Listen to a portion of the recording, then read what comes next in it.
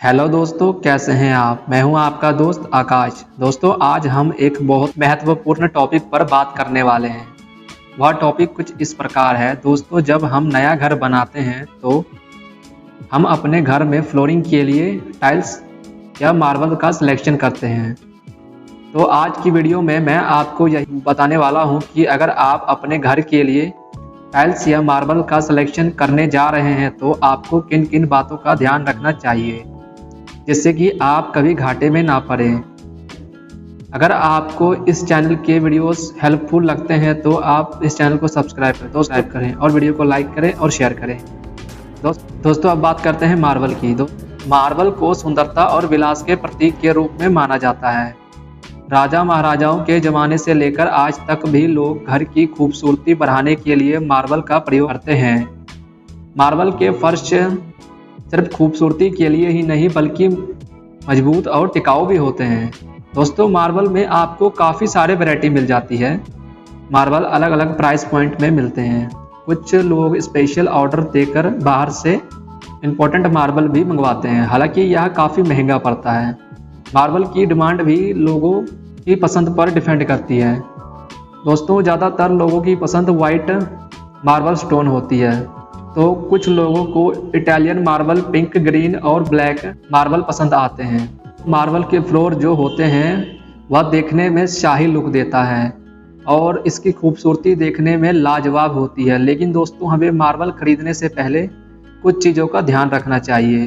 दोस्तों, अगर आप मार्बल मंडी से खरीद रहे हैं तो आपको ज़्यादा सचेत रहने की ज़रूरत है, क्योंकि मंडी में काफ़ी सारे फ्रॉड चलते रहते हैं। वहीं अगर आप मार्बल दुकान से ले रहे हैं तो आपको इन चीज़ों का ध्यान रखना चाहिए। नंबर 1, तो मार्बल खरीदने से पहले उसे पानी से धोकर देखें। दोस्तों, आजकल मार्केट में काफ़ी सारे केमिकल अवेलेबल है, जिसको मार्बल पर लगाते ही मार्बल काफ़ी चमकदार दिखाई देता है, जिससे कि ग्राहक उनकी तरफ आकर्षित होते हैं और ऐसे मार्बल को लोग खरीद लेते हैं। लेकिन मार्बल खरीदने से बाद जब आप अपने घर में लगाते हैं तो उसकी चमक खत्म हो जाती है। तब आप सोच में पड़ जाते हैं कि जब मैंने यह मार्बल पसंद किया था तब तो यह बहुत ही चमक रहा था, लेकिन जब मैंने इसे घर में लगाया तो यह उतना नहीं चमक रहा है। दोस्तों, यह सब उस केमिकल की वजह से होता है। इसलिए मैं आपको हाईली रिकमेंड करूंगा कि जब भी आप मार्बल खरीदने दुकान पर जाएं तो आपको पहले उसे पानी से धोकर देखना चाहिए, तभी आप उसका असली लुक देख पाएंगे। नंबर 2, आपको अपने मार्बल में क्रैक्स वगैरह देख लेना चाहिए, क्योंकि मार्बल खरीदते वक्त अगर आप क्रैक्स देख लेते हैं तो आप उसमें उतना एरिया लेस करवा सकते हैं जितने एरिया में क्रैक्स है। मान लीजिए आपने 8 square feet by 4 square feet की थप्पी ली और उसमें आपका 2 स्क्वायर फुट क्रैक निकल आया, तो आप वह 2 फुट मार्बल दुकानदार से लेस करवा सकते हैं और उससे यह करना भी पड़ेगा, नहीं तो आप वह मार्बल की दुकान छोड़कर कोई और मार्बल की दुकान देख सकते हैं। यह आपके लिए सही रहेगा।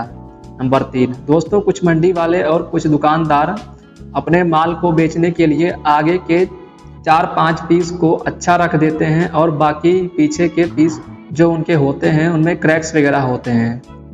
आप जब भी दुकान में या मंडी में जाएं तो कम से कम 7 से 8 पीस को हटवा कर चेक करना चाहिए।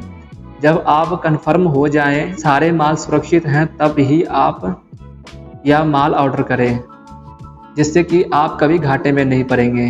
नंबर 4, दोस्तों, जब भी आप मार्बल खरीदने जाएं तो आप दिन के उजाले में ही मार्बल खरीदने जाएं। कभी शाम के वक्त आपको मार्बल नहीं खरीदना चाहिए, क्योंकि शाम के वक्त मार्बल कई बार ठीक से नहीं दिखाई देता और आप अंधेरे में गलत माल खरीद लेते हैं, क्योंकि दिन में तो आपको कोई और माल दिखा दिया जाता है, लेकिन शाम को जल्दी जल्दी में दूसरा माल आपको लाद के भेज दिया जाता है।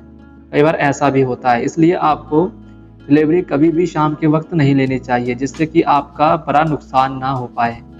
नंबर 5, क्या हमें ऑनलाइन मार्बल खरीदना चाहिए?